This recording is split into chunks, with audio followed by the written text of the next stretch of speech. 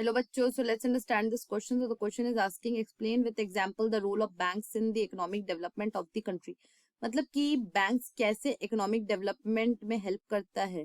तो चलिए इसके की कंसेप्ट को समझते. तो इसका की कंसेप्ट होगा कि बैंक का क्या रोल होता है किसी भी कंट्री के इकोनॉमिक डेवलपमेंट के लिए.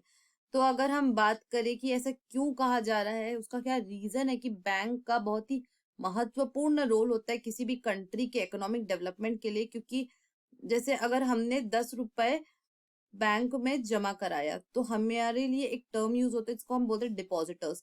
तो जो भी मनी हम डिपॉजिटर्स जमा करते हैं उसका बैंक क्या करता है कि बैंक उसे लोन देता है उन पर्सन्स को जिन्हें क्रेडिट की जरूरत है, जिन्हें पैसे की जरूरत है. और जब भी बैंक किसी को लोन देता है तो उस पे हाई रेट ऑफ इंटरेस्ट लगाता है. जैसे मान लीजिए कि किसी पर्सन ने 10 रुपए का अपना बैंक में जमा कराया तो इस पे बैंक एक रेट ऑफ इंटरेस्ट आपको देगा. और मान लीजिए कि किसी ने पर्सन ने 100 रुपए का लोन बैंक से लिया तो इस पे लगने वाला रेट ऑफ इंटरेस्ट और इस पे लगने वाला रेट ऑफ इंटरेस्ट, इसका रेट ऑफ इंटरेस्ट आपको कम मिलेगा और इसका रेट ऑफ इंटरेस्ट जो आप बैंक से लोन लेंगे उसका रेट ऑफ इंटरेस्ट ज्यादा होगा. सो ऑब्वियसली इन्हीं दोनों के डिफरेंस से जो बैंक है वो इनकम अर्न करता है अपने लिए. अब बात ये आती है कि जो बैंक है वो एक फॉर्मल सोर्सेज ऑफ क्रेडिट होती है जिसकी वजह से इसे आरबीआई सुपरवाइज करती है. और आरबीआई हमारे इंडिया की सेंट्रल बैंक है.